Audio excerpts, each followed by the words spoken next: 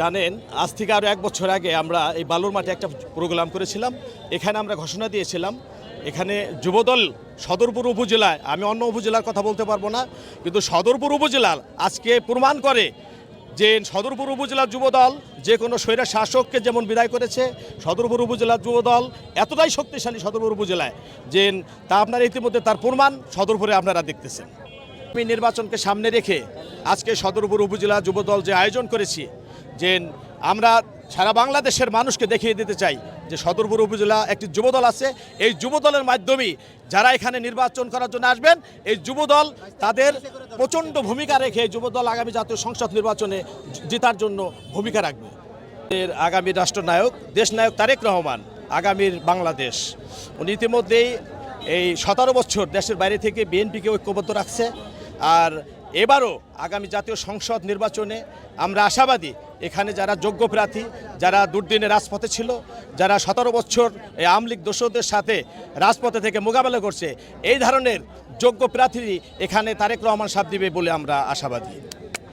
আজকে আওয়ামী লীগ সন্ত্রাসীরা এই সদরপুরে খালি গায়ে ঘুরছে, অথচ নিরহ যে মানুষগুলো আজকে গ্রেপ্তার হয়ে বিভিন্ন মামলায় ষড়যন্ত্র শিকার হচ্ছে, এর তীব্র এবং নিন্দা জানাচ্ছি আমি।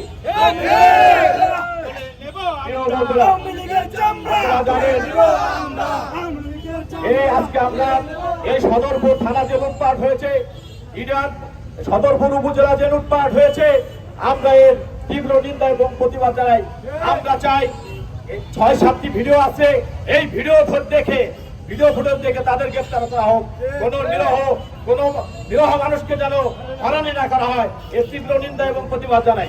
আমরা চাঁদাবাজের পক্ষে আমাদের যে আগামী রাষ্ট্রনায়ক তারেক রহমান, ওনার যে নির্দেশনা, আমরা সদরপুর উপজেলা যুবদল আপনারা গত 2024 সালের 5 তারিখের পর থেকে আমরা বিভিন্ন হিন্দুদের পূজা মণ্ডপ পাহারা দিয়েছি এবং আমরা চাঁদাবাজ এবং যারা বালুদস্য এদের বিরুদ্ধে আমরা প্রতিরোধ সবসময় প্রতিরোধ গড়ে তুলছিলাম। অত্যন্ত পরিশ্রমী যুবনেতা মুন্সি শারদ হোসেন উপস্থিত রয়েছেন। আমার সহযোদ্ধা ছোট ভাই জাতীয়তাবাদী যুবদল ফরিদপুর জেলা শাখার সংগ্রামী সদস্য মোল্লা ফয়সাল আহমেদ, যুব নেতা অ্যাডভোকেট তুহিন মির্জা, ছাত্রদল যুবদলের বিভিন্ন ইউনিয়ন থেকে আগত আমার কর্মী ভাইরা, আসসালামু আলাইকুম। প্রিয় ভাইরা, বক্তব্য স্পষ্ট। আজকে 2024 সালের 5 আগস্ট পরবর্তী 1টি বছর চলে গেছে, এখনো পর্যন্ত এই 13 মাসে সদরপুরের থানা লুটপাটের সমস্ত অস্ত্র উদ্ধার করা হয় নাই।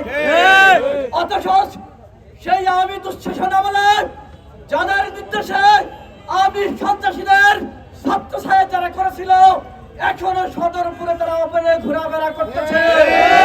আর প্রশাসন থানায় বসে গল্প গুজব করতেছে, খাচ্ছে, ছেলে নিয়ে দিচ্ছে।